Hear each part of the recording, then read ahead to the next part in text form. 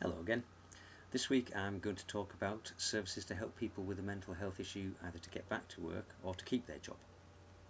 Traditionally, mental health and employment services have been aimed for those who use secondary mental health services, so that they'd be people with perhaps schizophrenia or a bipolar disorder of that more severe and enduring nature.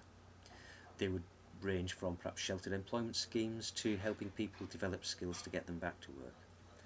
In fact, the evidence is very strongly in favour of an intervention known as Individual Placement and Support, or IPS.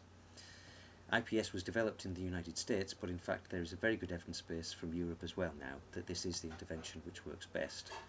And what you do is you work with the individual to identify the job that they want to do, then help them to develop the skills to be able to do it, and then work with them and their employer to help them get that job and stay at work.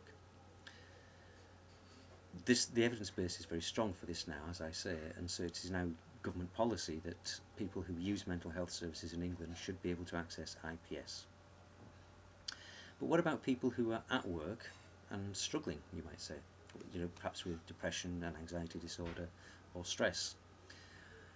There it seems that you probably need a different set of skills, but there's no good evidence base as yet to say what really does work. The Sainsbury Centre for Mental Health have recently published a document. You can find it on their website, www.scmh.org.uk,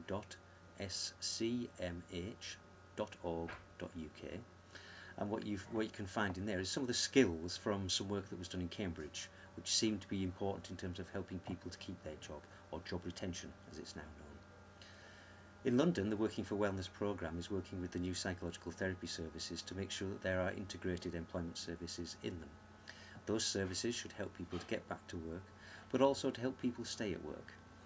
Now, those services are gathering routine data, so everybody they see, they will be getting some data on their employment status, and we hope that that will help us to develop the evidence base so we can find out whether these sorts of skills are in fact the best way to help people to stay at work.